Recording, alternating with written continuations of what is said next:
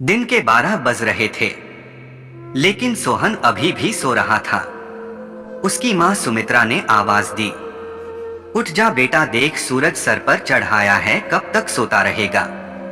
लेकिन सोहन पर कोई असर नहीं हुआ। वह चादर से मुंह ढककर दोबारा सो गया। कुछ देर बाद उसे खाने की खुशबू आने लगी।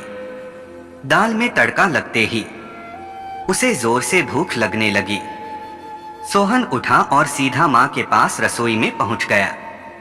सोहन ने कहा, माँ क्या बनाया है? माँ ने बोला, पहले जाकर नहा, फिर आना रसोई में।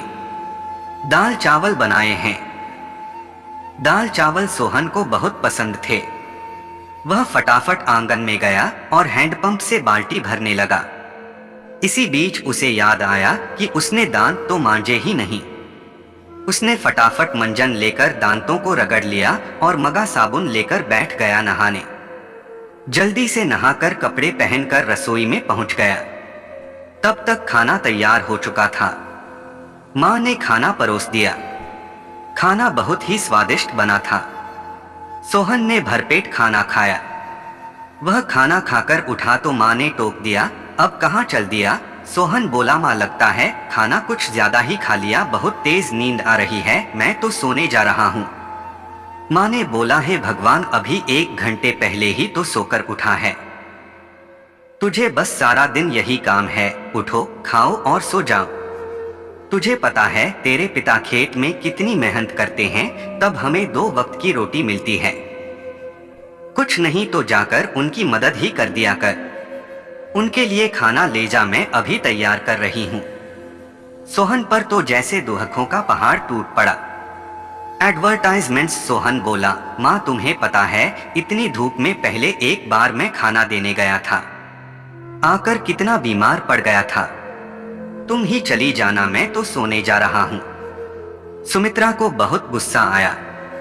इससे पहले वह कुछ कहती सोहन तेजी से अपने कमरे में जाकर सो गया। सुमित्रा खाना लेकर खेत पर पहुंची। कबीरदास बहुत मेहनत से खेत जोत रहे थे। सुमित्रा बोली, सुनो जी, पहले खाना खा लो तो काम करो। कबीरदास, अरे तुम इतनी धूप में क्यों परेशान होती हो? सोहन के हाथ से खाना भेज देती। सुमित्रा, हमारे तो भाग्य ही फूट गए हैं। ऐसा आलसी बेटा मिला है, बस खाता है और सो जाता है। भगवान जाने इस लड़के का क्या होगा। कबीरदास, तुम चिंता मत करो, एक दिन सब ठीक हो जाएगा। सोहन के माता पिता सोहन की आदत से बहुत परेशान थे। वह कोई भी काम नहीं करता था, बस सारा दिन सारी रात सोता रहता था। एक दिन सोहन के पिता ने कहा, कबीरदास बोला, बेटा मैं खाद और यूरिया लेने शहर जा रहा हूं, 2 दिन लग जाएंगे। फसल तैयार होने वाली है, तू सुबह खेत पर चले जाना और सारा दिन वहीं रहना। शाम को खाना खाकर रात को वहीं सोने चले जाना, कहीं कोई जानवर खेत में न घुस जाए या कोई और हमारी फसल को नुकसान न पहुंचा दे। सोहन बोलता है, पिताजी मुझसे ये सब नहीं हो पाएगा, आप माँ को बोल दीजिए। कबीरदास उत्तर देते हुए बोलता है, नालायक, खेत की देखभाल आदमियों का काम होता है।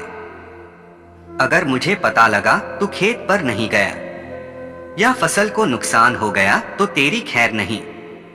सोहन डर गया। वह पिता के जाने के बाद माँ से बोला, माँ सुबह जगा देना, नहीं तो पता नहीं पिताजी क्या करेंगे। सुमित्रा मोहन को सुबह 4 बजे जगा देती है। सोहन हाथ में फावड़ा लेकर खेत में पहुंच जाता है। वहां जाकर देखता है चारों ओर ठंडी हवा चल रही थी। वह एक पेड़ के नीचे बैठ जाता है।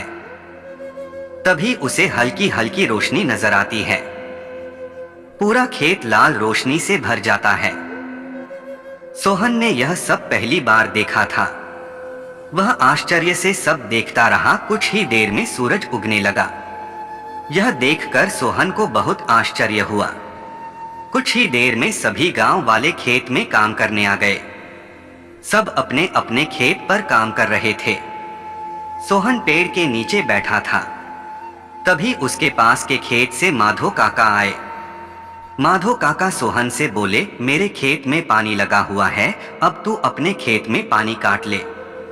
सोहन माधो काका से बोला, काका मुझे तो कुछ पता नहीं, ये सब तो पिताजी ने कभी नहीं बताया। माधो काका बोले, बेटा कभी पिता के साथ खेत पर आया है तो तुझे पता होगा। माधो काका ने अपने बेटे को बुलाकर पानी सोहन के खेत की ओर कर दिया। माधो काका सोहन से बोले, जब पूरा खेत भर जाए तो हमें बता देना। सोहन बैठकर देखता रहा, लेकिन सुबह जल्दी उठने के कारण उसे नींद आ गई। खेत में पानी बहुत ज्यादा भर गया। तभी माधो काका दौड़ते हुए आए और माधो काका ने जोर से बोला, नालायक यहाँ सोने आया था, अपने पिता की सारी मेहनत बर्बाद कर दी, सारी फसल नष्ट हो गई। सोहन हड़बड़ाकर उठा। उसका खेत पानी से लबालब भरा हुआ था। माधो काका ने जल्दी से पानी दूसरी ओर काटा, लेकिन तब तक बहुत देर हो चुकी थी। लगभग आधी फसल खराब हो चुकी थी। सोहन डरता हुआ बोला, काका अब कुछ नहीं हो सकता क्या? माधो काका समझाते हुए बोले, नहीं बेटा, तैयार फसल का ध्यान बच्चे की तरह रखना पड़ता है। समय से पानी देना, खाद देना, जानवरों से बचाना, इसीलिए हम दिन रात खेत पर रहते हैं। अब तो भगवान ही मालिक है। सोहन पेड़ के नीचे बैठा रोता रहा। दोपहर को सुमित्रा खाना लेकर आई। उसे सब पता लगा तो उसने भी सोहन को बहुत डांटा। शाम को सोहन घर नहीं आया, न ही उसने खाना खाया। उसकी भूख प्यास नींद सब उड़ चुकी थी। अगले दिन जब कबीरदास घर वापस आए तो उन्होंने सोहन के बारे में पूछा। सुमित्रा ने सारी बात बता दी। कबीरदास सब छोड़कर दौड़ते हुए खेत पर पहुंचे। उन्होंने देखा मोहन पेड़ के नीचे बैठा रो रहा था। आधी फसल खराब हो चुकी थी। सोहन पिता के गले लग रोते हुए बोला, पिताजी मुझे माफ कर दीजिए, मेरे आलस ने इतना बड़ा नुकसान कर दिया। आप चाहे तो मुझे पीट लीजिए। कबीरदास समझाते हुए बोले, नहीं, तुझे मारने से फसल ठीक नहीं होगी। वादा कर आज के बाद कभी आलस नहीं करेगा। चल अब घर चल, वहीं बात करेंगे। दोनों घर आ जाते हैं। सोहन की आंखों से अब भी आंसू बह रहे थे। सुमित्रा ने उसे खाना दिया, लेकिन उसने नहीं खाया और वह अपने कमरे में जाकर रोने लगा। सुमित्रा कबीरदास से बोलती है, जी अब क्या होगा, आधी फसल तो बर्बाद हो गई। कबीरदास, सुमित्रा कोई घाटे का सौदा नहीं है। आधी फसल देकर अगर बेटा सुधर गया तो यही काफी है। कबीरदास ने सोहन को बुलाया। कबीरदास बेटे से बोला, बेटा अब तो नुकसान होना था हो गया। अब हमें कल से आधे खेत की फसल उखाड़कर दोबारा बोनी होगी। सोहन ने पिता से कहा, पिताजी आप बाकी आधे खेत में खाद यूरिया लगाकर उसे काटने का इंतजाम कीजिए। मैं इस पर अकेले काम करना चाहता हूँ।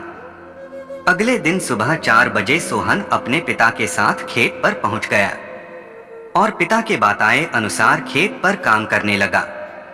4 महीने कठिन परिश्रम करने के बाद नई फसल कुछ बढ़ती हुई दिखाई देने लगी। सोहन अब एक कर्मठ मेहनती इंसान बन चुका था। दोस्तों, इस कहानी से हमें यह सीख मिलती है कि जीवन में आलस नहीं करना चाहिए।